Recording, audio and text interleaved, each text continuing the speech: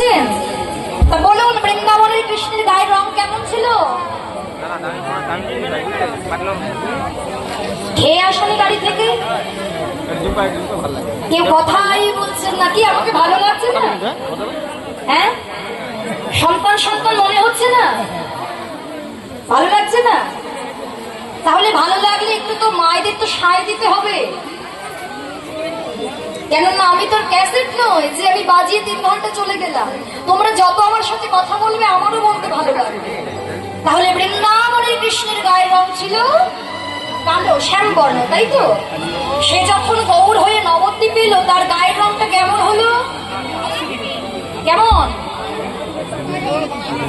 তপ্ত কাঞ্চনের ন্যায়, অর্থাৎ সোনার থেকে আরো উজ্জ্বল গৌর বর্ণ। তার মানে রং পাল্টে গেল। এবার ঢং মানে বৃন্দাবনের কৃষ্ণ কিভাবে দাঁড়াতো বলুন বাবারা?